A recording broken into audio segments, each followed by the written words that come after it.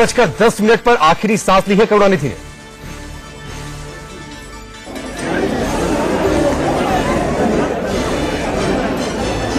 यही खबर आया है न्यूज में गोपालपुर में करुणानिधि के घर के सामने हूँ। बहुत भीड़ है इधर, मीडिया भी बहुत है और भीड़ के लीडर सब आए हुए हैं करुणानिधि क्योंकि हॉस्पिटल से यहाँ तक आएंगे।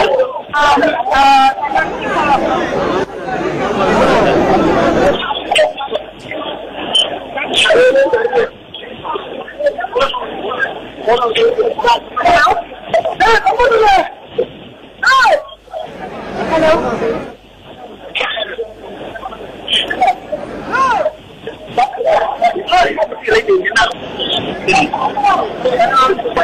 हेलो लता, आवाज आ रही है आप तक?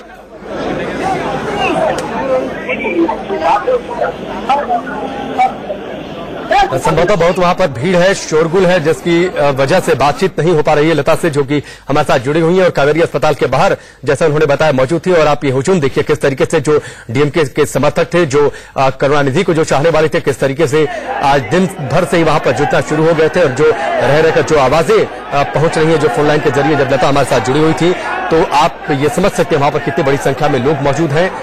और इसको लेकर वहां पर पुख्ता इंतजाम भी किए गए थे, क्योंकि प्रशासन को इस बात का अंदेशा था, क्योंकि जिस तरीके से उनके स्वास्थ्य को लेकर जो रिपोर्ट्स आ रही थी वो इस बात की ओर इशारा कर रही थी कि देर शाम होते होते कुछ अनहोनी हो सकती है। जो रिपोर्ट थी, उनकी मेडिकल रिपोर्ट थी, जिस तरीके से पिछले लगातार कुछ घंटों में उनकी तबीयत गिर रही थी, स्वास्थ्य जैसे लगातार उनका बिगड़ता जा रहा था, वो इस बात की ओर इशारा कर रहा था कि कुछ अनहोनी हो सकती है। फिलहाल जो अपडेट है, कावेरी अस्पताल के बाहर सुरक्षा व्यवस्था बेहद कड़ी कर दी गई है।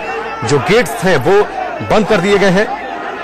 कावेरी अस्पताल के बाहर बड़ी संख्या में, बड़ी तादाद में वहां पर उनके समर्थक, जो डीएमके के जो समर्थक हैं, जो करुणानिधि को चाहने वाले हैं, जो उनके साथ जुड़े रहे हैं, वो बड़ी संख्या में वहां पर इकट्ठा हैं। जो तस्वीरें आपकी टेलीविजन स्क्रीन पर आप देखिए किस तरीके से उनके चाहने वाले लगातार ये दुआ कर रहे थे, ये प्रार्थना कर रहे थे कि उनकी तबीयत में सुधार हो जाए, जब से वो हॉस्पिटल में भर्ती थे। और जो राजनीतिक हस्तियां हैं, पार्टियों से अलग हटकर सभी पहुंचे थे कावेरी अस्पताल तक, उनका स्वास्थ्य का हालचाल जानने के लिए, उनके तबीयत को लेकर अपडेट जानने के लिए। लता एक बार फिर से हमारे साथ जुड़ चुकी है, सीधे उनका रुख करते हैं। लता, अपडेट बताइए। कावेरी अस्पताल के बाहर सुरक्षा व्यवस्था तो बेहद कड़ी है, सभी गेट्स बंद कर दिए गए हैं। मैं अभी करुणानिधि के घर के सामने हूँ। यहाँ तो बहुत भीड़ अभी भर चुकी है। के लीडर यहाँ पहुंच चुके हैं। लास्ट 1 आवर से सब लोग इधर आ रहे हैं। शादी की वाइफ भी इधर है, कलेक्टर के घर में बेटी भी इधर है। Police there's a lot of police behind this board की बात है अभी, क्योंकि क्राउड बढ़ रही है, के गैदर सारे यहाँ आ चुके हैं और मूड बहुत सीरियस है, सॉम्बर है और लोग ला रहे हैं। अभी उनका डेथ का न्यूज बाहर आ गई बुलेटिन से। लता श्रीनिवासन हमारी सहयोगी हमारे साथ जुड़ी हुई थी और वो अपडेट बता रही किस तरीके से अस्पताल के बाहर जो स्थिति है और बड़ी संख्या में लोग जो वहां पर जुटे हुए, जो समर्थक जुटे हुए हैं। 94 साल की उम्र में निधन हुआ, चेन्नई के कावेरी अस्पताल में भर्ती थे। और एक बार फिर से हम आपको अपडेट बताएं, 6:10 पर, अब से आधे घंटे से पहले करीब 6:10 पर जो जानकारी मिली है उसके मुताबिक 6:10 पर उन्होंने आखिरी सांस ली है। बड़ी संख्या में उनके समर्थक आज शाम से जुटने लगे थे। जो मेडिकल रिपोर्ट्स आ रही थी, जो उनके स्वास्थ्य को लेकर जो अपडेट आ रही थी देर शाम से, वो इस बात की ओर इशारा कर रही थी कि देर शाम होते होते कोई अनहोनी हो सकती है। फिलहाल अपडेट आपको बताएं कि कावेरी अस्पताल के सभी गेट बंद कर दिए गए हैं। कावेरी अस्पताल के बाहर बड़ी तादाद में आप ये देखिए समर्थकों का हुजूम किस तरीके से वहां पर जमा हुआ है। और जब से हॉस्पिटल में एडमिट हुए थे करुणानिधि, तब से जो उनके चाहने वाले हैं वो ये दुआ कर रहे थे कि करुणानिधि ठीक हो जाए, ठीक होकर हॉस्पिटल से बाहर निकले। प्रधानमंत्री मोदी ने फोन करके उनका हालचाल जाना था, उनकी तबीयत को लेकर अपडेट लगातार ले रहे थे और पार्टियों से इतर हर दल के नेता पहुंचे थे कावेरी अस्पताल तक। और इस बीच ग्राफिक्स के जरिए हम आपको बता भी रहे कि करुणानिधि का राजनीतिक सफर कैसा रहा। 14 साल की उम्र में राजनीति में आए थे, हिंदी विरोधी आंदोलन में हिस्सा लिया था कल्लाकुड़ी में, और उसके बाद जो सफर शुरू हुआ था वो सफर आगे बढ़ता गया। 5 बार मुख्यमंत्री रहे और जब से हम आपको अपडेट दे रहे हैं कि पार्टियों से इतर सभी दलों के नेता पहुंचे थे, लता श्रीनिवासन एक बार फिर से हमारे साथ जुड़ चुकी है, सीधे उनका रुख करते हैं। लता, अपडेट बताइए आगे, अब क्या वहां पर हलचल है? गेट तो सारे बंद कर दिए गए हैं, बाहर बड़ी तादाद में जो समर्थक हैं वो लगातार जमे हुए, भीड़ लगातार बढ़ती जा रही है वहां पर। जी राकेश, भीड़ बहुत बढ़ती जा रही है और यहाँ करुणानिधि के घर के सामने बहुत भीड़ आ रही है, मीडिया भी बहुत है और डीएमके कैडर्स भी बहुत सारे आ रहे हैं। और अभी उनका जैसा न्यूज जो निकला मेडिकल बुलेटिन से, कावेरी हॉस्पिटल से, इसलिए बहुत सारी लोग वहां से इधर आ रहे हैं उनके घर तक, क्योंकि करुणानिधि का बॉडी कावेरी हॉस्पिटल से उनके घर तक अपनी निकलाएंगे, तो इसलिए बहुत लोग इधर इंतजार कर रहे हैं, क्योंकि यहाँ से वो राजा जी हॉल लेकर जाएंगे। तो आज रात उनके घर के सामने 100 कैंडल्स रहेंगे और बहुत सारी शोर की आवाज आ रही है यहाँ से, और कैंडल्स बैरियर्स भी कुछ करते हैं अंदर जाने के लिए, बट पुलिस प्रशासन इसलिए इंक्रीज कर दिया गया है डिप्लॉयमेंट यहाँ। जी बिल्कुल लता, और जो आज मेडिकल रिपोर्ट, जो मेडिकल बुलेटिन आई और उसके बाद लगातार पिछले कुछ घंटों में लता जिस तरीके से स्वास्थ्य बिगड़ा है, जिस तरीके से जो रिपोर्ट्स आ रही थी, जो जानकारी मिल रही थी, उसके आधार पर इस बात की आशंका ये प्रबल हो रही थी कि देर शाम होते होते कोई अनहोनी हो सकती है। जी, क्योंकि 2 दिन से जो मेडिकल रिपोर्ट कावेरी हॉस्पिटल से आ रहा है वो क्रिटिकल भी बता रहा था, उनका स्टेटस क्रिटिकल था, वो इम्प्रूव नहीं हो रहा था, तो इसलिए बहुत डिस्पाइट उम्मीद थी कि वो बेटर हो जाएंगे, बट जब तक हॉस्पिटल डॉक्टर्स ने मेडिकल बुलेटिन इशू किया कि वो क्रिटिकल है, तो ऐसा लगता था कि न्यूज अच्छा नहीं होगा। और आज भी 2-3 घंटे के पहले एक बुलेटिन आया था, उसमें भी क्रिटिकल लिखा था, और आज शाम 6:10 को उनका डेथ हो गया।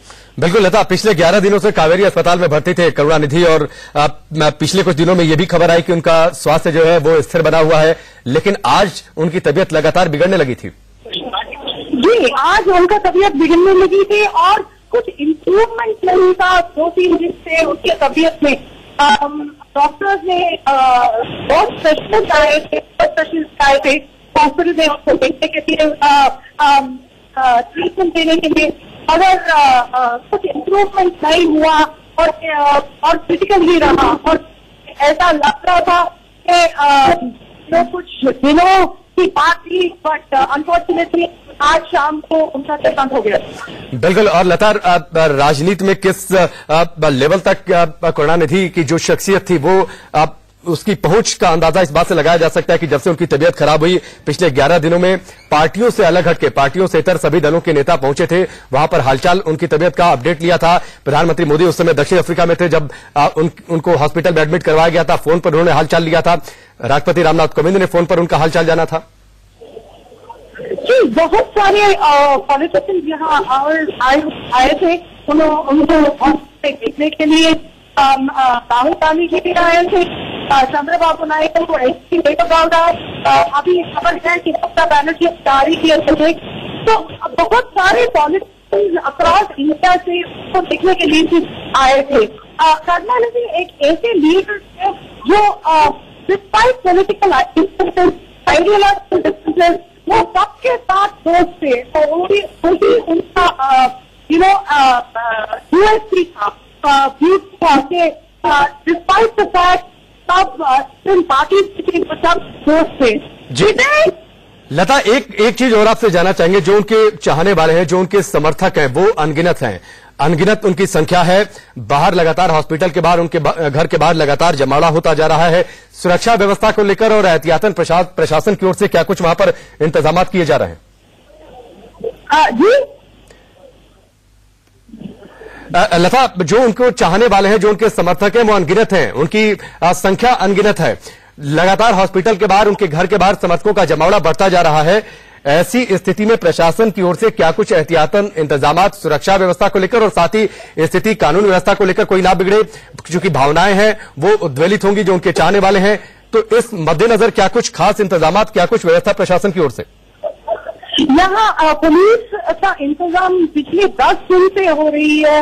क्योंकि जब हम जुलाई 25 को हॉस्पिटल में एडमिट किया था, तब से आज तक पुलिस डिप्लॉयमेंट एक्सटेंसिव है।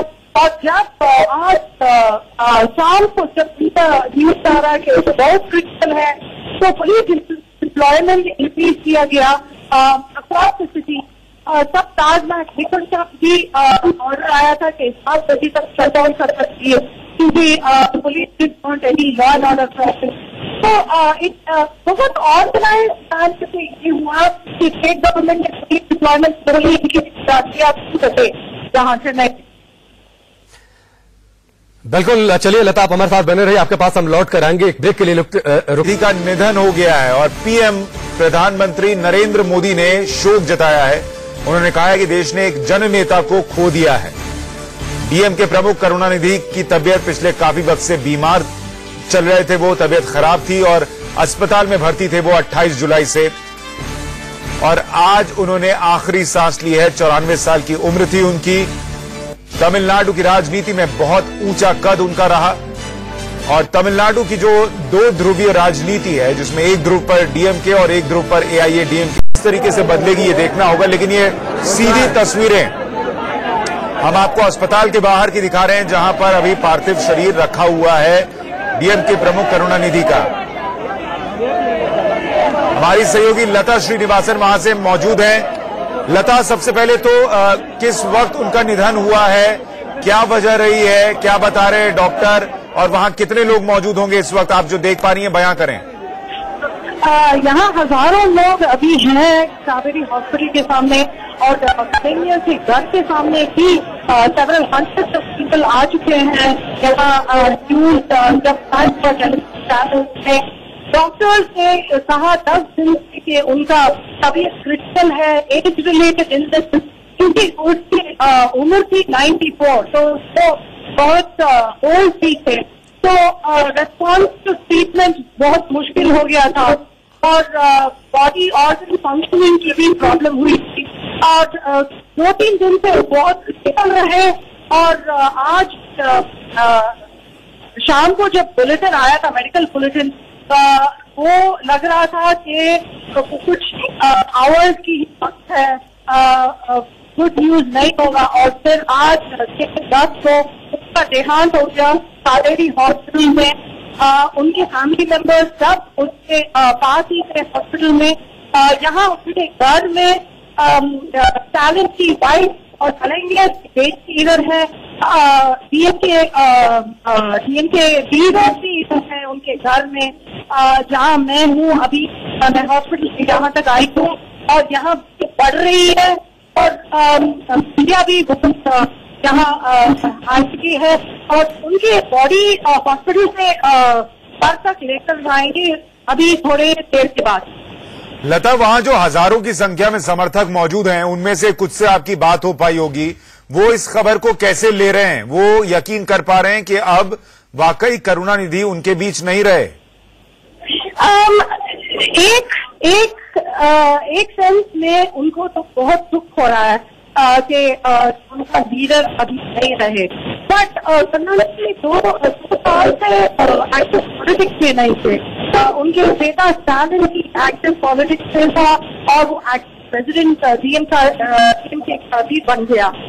करुणानिधि की तबीयत 2 साल से नहीं थी, वो बाहर नहीं आते थे, घर के पब्लिक इवेंट्स नहीं अटेंड करते थे। तो उनका तबीयत की शॉक नहीं था, सब लोग समझ के एज हो गया और कुछ ना कुछ प्रॉब्लम हो जाएगा। बट 10 दिन हॉस्पिटल में थे, डॉक्टर्स सब हॉस्पिटल के बाहर खड़े थे, बट उन लोगों को ये सेंस ऑफ डिफीट जो कहते हैं, उनको मालूम हो गया कि उनका लीडर अभी वो कुछ दिनों की बात है। जी लता, हमारे साथ माधव नालापट भी जुड़ रहे हैं, एडिटोरियल डायरेक्टर हैं संडे गार्डियन अखबार के। माधव जी, अगर आप ये समझा सकें दर्शकों के लिए जो बहुत ज्यादा दक्षिण की राजनीति को नहीं समझते, तमिलनाडु की राजनीति से बहुत ज्यादा वाबस्ता नहीं है, बहुत ज्यादा उसमें उसके बारे में जानकारी नहीं रखते, कि डीएम के प्रमुख करुणानिधि का कद इतना बड़ा क्यों था वहां की सियासत में? इतने हजारों लोग आज उनके इस निधन पर गमगीन क्यों हैं? इसके बारे में थोड़ी जानकारी दीजिए। देखिए जी, बात तो ये है कि साउथ में, आंध्रा में, केरला में, कर्नाटक में और तमिलनाडु में वो सोशल जस्टिस का इश्यू बहुत पुराना इश्यू से एक वो बड़ा इश्यू है। और करुणानिधि जो है वो सो कॉल्ड बैकवर्ड ग्रुप्स का चैंपियन था और सोशल जस्टिस का बहुत बड़ा चैंपियन था। सच में वो जो अपर कास्ट तमिलनाडु में उनका एक इम्पोर्टेंट पोजीशन था, उनका खिलाफ था करुणानिधि। बहुत साल उनका खिलाफ था और डीएमके भी उनका खिलाफ था। इसलिए वो जो तमिलनाडु सोसाइटी में करुणानिधि एक बहुत बड़ा हीरो था, क्योंकि बात तो ये है कि सोशल जस्टिस के इश्यू में करुणानिधि तो बिल्कुल कॉम्प्रोमाइज नहीं किया था। आप सोशल जस्टिस की बात कर रहे हैं और कॉम्प्रोमाइज न करने की बात कर रहे हैं। अगर इसको हम इस लिहाज से भी याद करें कि देश के संविधान और देश में लोकतंत्र को लेकर उनकी लड़ाई कितनी मजबूत थी, इस लिहाज से कि जब 1975 में इमरजेंसी लगा तो देश के कुछ मुख्यमंत्री जिन्होंने इसका विरोध किया उसमें करुणानिधि का नाम शामिल था और उसकी वजह से उनकी सरकार वहां पर चली गई, वहां राष्ट्रपति शासन लगा दिया गया था। वो तो सही बात है और मेरे ख्याल से एक बार नहीं, 2 बार या 3 बार डीएमके गवर्नमेंट को प्रेसिडेंट रूल तो लगा दिया था। और बात तो ये है कि और एक इश्यू है जो डीएमके और करुणानिधि वो तो बहुत स्ट्रांग था और वो है हिंदी। तमिलनाडु में सच में कांग्रेस पार्टी का प्रॉब्लम्स ये जब शुरू हुआ उस समय जब हिंदी नेशनल लैंग्वेज है और वो एक हिंदू इम्पोजिशन का एक मुद्दा लेकर डीएमके तो बहुत लड़ाई किया। तो ये हिंदी इम्पोजिशन, उस बात में भी करुणानिधि तो बहुत लड़ाई किया। बिल्कुल, वो जमाना याद कीजिए सर, पेरियार जब थे और जब ये हिंदी को लेकर लड़ाई चली थी, उस जमाने में बहुत उम्र नहीं रही होगी करुणानिधि की, लेकिन उस वक्त उन्होंने बतौर युवा नेता बहुत एक्टिवली उसमें पार्टिसिपेट किया था। सर मैं आपके पास थोड़ी देर में लौटूंगा, हम चलते एक बार फिर से लता के पास जो मौके पर हैं। लता, वहां की जो तस्वीरें हैं, जो इस वक्त माहौल है, उसको बयां कीजिए और ये बताइए कि कोई जानकारी मिल पा रही है कि अब आगे का कार्यक्रम क्या होगा, अंतिम संस्कार कब होगा, पार्थिव शरीर को घर ले जाया जाएगा या कहीं रखा जाएगा, क्या जानकारी मिल पा रही है?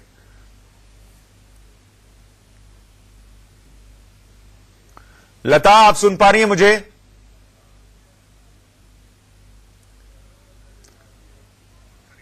लता से हमारा संपर्क टूट गया, हम उनके पास दोबारा जाएंगे। लेकिन ये आप तस्वीरें देखिए, ये आपको ये जरूर बताएंगी कि तमिलनाडु की राजनीति में करुणानिधि का कद बहुत बड़ा था और आज से बड़ा नहीं था, सालों साल से था। एक जमाने में जब पेरियार वहां पर सबसे बड़े नेता के तौर पर जाने जाते थे, उस जमाने में करुणानिधि बहुत युवा रहे होंगे, लेकिन उनकी जो बोलने की क्षमता थी, उनकी जो लिखने की क्षमता थी, उसने पेरियार को भी बहुत प्रभावित किया और इसीलिए उन्हें पार्टी में लाया गया, उन्हें मौका दिया गया और बाद में वो चुनाव जीतते गए। 5 बार वो तमिलनाडु के मुख्यमंत्री रहे, केंद्र की सत्ता में उनका हिस्सा रहा, यूपीए सरकार का वो हिस्सा रहे। बहुत सारे आरोप लगे डीएमके के मंत्रियों पर, लेकिन बावजूद उसके जो तमिलनाडु की राजनीति में उन्होंने सत्ता तो गंवाई, लेकिन उनका कद कम हुआ हो ऐसा इन तस्वीरों को देखकर नहीं लगता।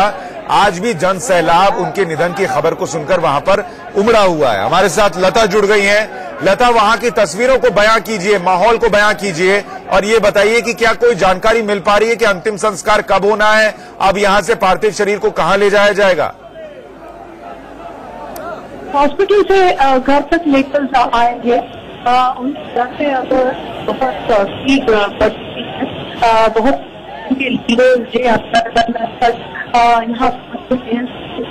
यहाँ पहुंच गई है, बहुत पुलिस भी हो गई है। यहाँ तक दिख आएंगे, यहाँ ही वो राजा जाएंगे। अभी तक टाइम मिला कि सब वो हॉस्पिटल कहाँ तक कराएं। इस वक्त अस्पताल में कौन कौन है परिवार से लता वहां पर? उनके परिवार से स्टालिन है, कंट्रोरी है, उनके ग्रैंडसन है, उनके एल्डर सन और वो सब लोग कहाँ हॉस्पिटल हैं।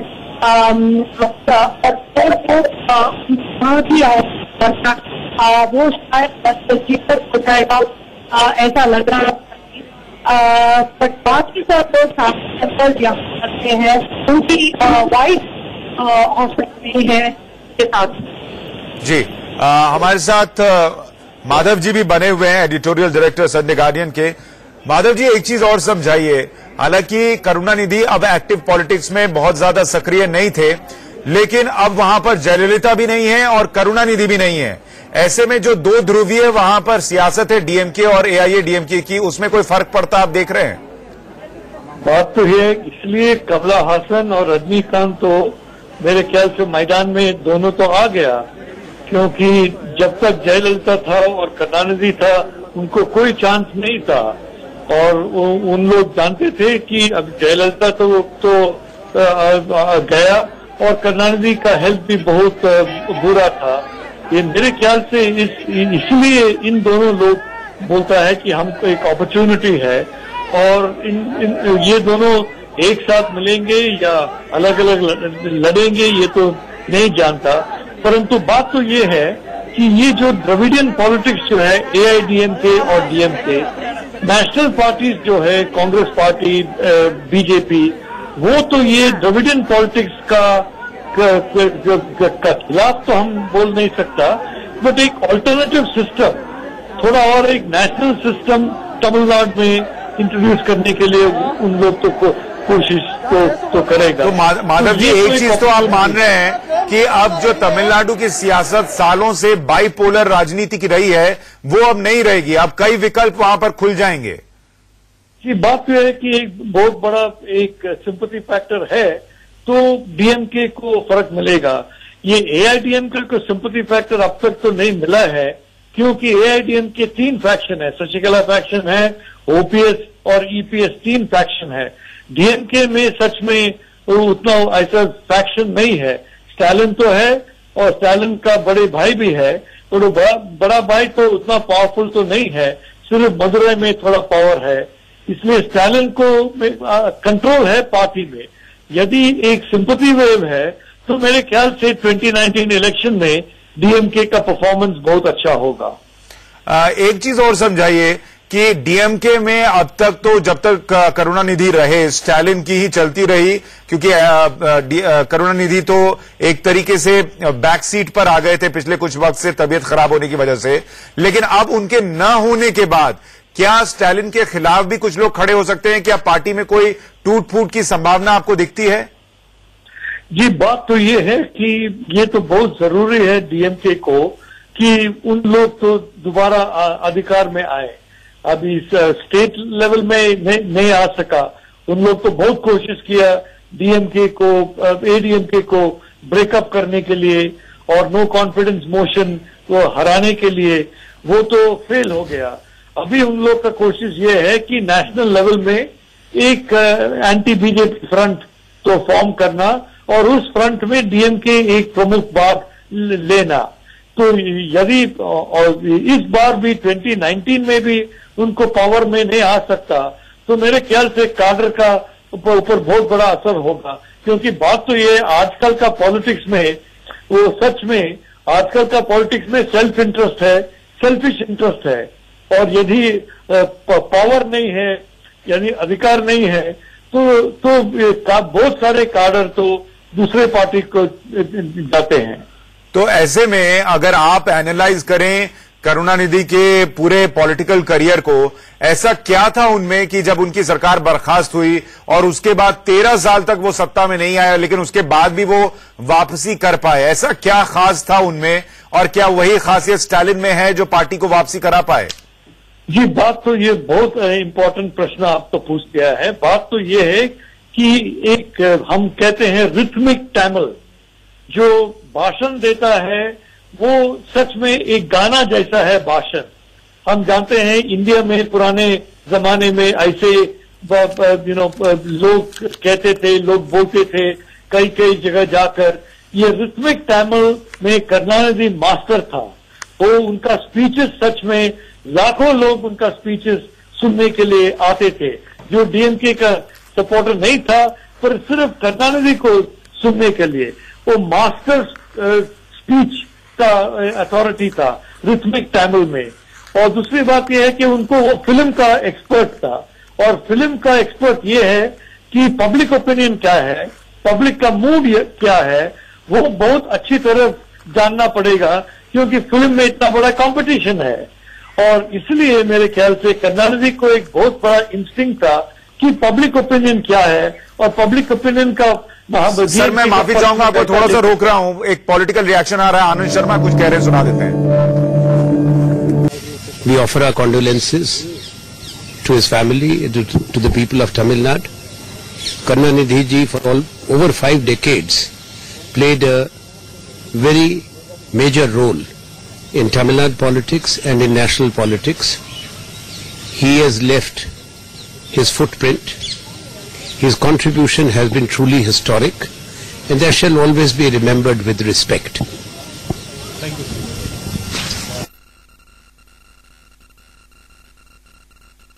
और वो भी करुणानिधि के निधन पर दुख जताते हुए। माधव जी मैं माफी चाहूंगा, आपको रोकना पड़ा था, आप अपनी बात पूरी कीजिए। बात नहीं जी, ये बात तो ये है कि 1960 से जब वो बहुत यंग था, उस समय से करुणानिधि थोड़ा ये सोशल जस्टिस के बारे में, एंटी हिंदी के बारे में, और सच में जो रिलीजन के खिलाफ भी करुणानिधि एक बहुत बड़ा कैंपेनर था। उसके बाद थोड़ा नरमी आ गया, लास्ट 20 साल से वो एंटी गॉड उतना उसमें तो बहुत नरमी आ गया। परंतु करुणानिधि आज भी तमिलनाडु के लोग कहते एक fighter for backward classes, backward groups, वो एक फाइटर फॉर तमिल लैंग्वेज, वो ऐसा ये जो बड़े बड़े युद्ध था करुणानिधि का 1970s में आप कह दिए इमरजेंसी का सही, 1960s में हिंदी और बैकवर्ड क्लास, 1980s में भी वो बैकवर्ड क्लास। ये पुराना जमाना का बैटल जो है आज भी लोगों का मन में वो मेमोरी है। तो सच में डीएमके उस पुराने जमाना का अचीवमेंट जो है उस पर उन लोग आज भी सरवाइव करते हैं।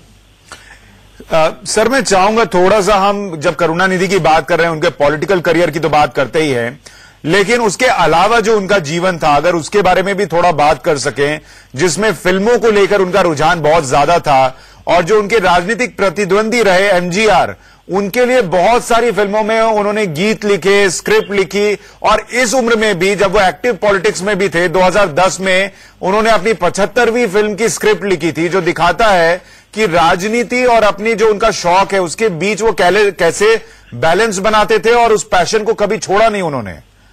देखिए जी, करुणानिधि एक बहुत स्मार्ट स्क्रिप्ट राइटर था, और ये करुणानिधि को थोड़ा दुख आया होगा कि उनका स्क्रिप्ट जो था वो एमजीआर को एक बहुत बड़ा हीरो बना दिया। करुणानिधि इसका स्क्रिप्ट उपयोग करने के बाद ही एमजीआर इतना बड़ा हीरो बना हो गया तमिलनाडु में। तो सच में करुणानिधि तो एमजीआर को क्रिएट किया, और अंत में एमजीआर तो करुणानिधि और डीएमके को हरा दिया। तो करुणानिधि क्या कभी ये सोचते थे कि एमजीआर को इतना बड़ा मेरी स्क्रिप्ट ने न बनाया होता तो इतना बड़ा प्रतिद्वंदी मेरे सामने होता ही नहीं शायद? जी, बात तो ये है कि स्क्रिप्ट राइटर जो है वो लोग जानते नहीं स्क्रिप्ट राइटर इम्पोर्टेंट है या नहीं। ये हीरो है इम्पोर्टेंट, तो स्क्रीन में हीरो का फेस आता है, हीरो का इमेज आता है, स्क्रिप्ट राइटर का इमेज थोड़ी आता है। इसलिए ये है प्रॉब्लम। बहुत बड़ी ब्यूटीफुल स्क्रिप्ट लिख लिया, और उस स्क्रिप्ट का बेनिफिट तो एमजीआर को मिल गया। साथ ही आपने कहा कि उनका जो भाषण होता था बड़ा रिदमिक होता था, क्या इसके पीछे उनके परिवार का भी रोल है? क्योंकि उनका परिवार जो है वो मंदिरों से जुड़ा रहा, और वो ज्यादातर उनके परिवार के लोग सर मैं लौटता हूं, शहनवाज हुसैन कुछ कह रहे हैं। से जुडिशरी का देश का बहुत नुकसान हुआ है। इस देश की जुडिशरी पर 125 करोड़ हिंदुस्तानियों को भरोसा है, उस भरोसे को तोड़ने का काम न करे कांग्रेस पार्टी। एनआरसी पर हियरिंग है सुप्रीम कोर्ट। देखिए, एनआरसी पर सुप्रीम कोर्ट के गाइडलाइन के हैं। ठीक है, वो दूसरे बातों पर रिएक्शन दे रहे थे। माधव जी, मैं सवाल ये पूछ रहा था, आपने कहा कि वो रिदमिक भाषण देते थे, क्या इसके पीछे इस बात का भी योगदान है कि उनकी जो फैमिली थी, वेलल्लार फैमिली, जो कि मंदिरों से जुड़ी रही, उसमें गाना या संगीत या भजन इससे जुड़ी रही थी, और वहीं से शायद उनको थोड़ी ट्रेनिंग मिली। हालांकि बाद में संगीत को उन्होंने परस्यू नहीं किया, लेकिन वो चीज उनके शायद भाषणों में भी नजर आई। सही बात, आप तो बिल्कुल सही बात कह रहे हैं, क्योंकि बात यह है कि हमेशा करुणानिधि जी तो वो Tamil greatness, Tamil culture, Tamil people, उस पर बड़ा स्ट्रेस देते थे, और इसलिए एक चैंपियन ऑफ आज का तमिलनाडु सिर्फ नहीं, बट पुराने जमाना का तमिलनाडु का भी चैंपियन करुणानिधि तो बन गया। ये आप तो बिल्कुल सही कहते हैं। सिर्फ एक ही बात में उनका ये है था कि जो अपर कास्ट जो तमिलनाडु में थोड़ा इम्पोर्टेंट था, जब डीएमके तो पावर में आ गया तो अपर कास्ट लोग तो सरकार में या कुछ और असिस्टेंट में उनका तो मेरे बहुत कम हो गया। और बात तो है कि वो तो उनको सच में अंत में फायदा हो गया, क्योंकि आजकल बहुत सारे बिजनेस कम्युनिटी तमिलनाडु में ब्राह्मण कम्युनिटी है। जब डीएमके आ गया तो ब्राह्मण्स को एडमिनिस्ट्रेशन में उतना बहुत कम जॉब मिलते थे, पर अब वो बिजनेस गया और बहुत बड़ा बिजनेस लोग है आजकल जो ब्राह्मण है। बिल्कुल, बहुत शुक्रिया इस तमाम जानकारी के लिए। और बड़ी खबर जिस पर हम चर्चा कर रहे थे, एम करुणानिधि का निधन हो गया अब से थोड़ी देर पहले। तमिलनाडु के पूर्व मुख्यमंत्री और देश की सियासत में अहम किरदार निभाने वाले करुणानिधि अब हमारे बीच नहीं है। वहां से अहम तस्वीरें और खबरें आप तक पहुंचाएंगे। एक छोटे से ब्रेक के लिए रुक रहे हैं।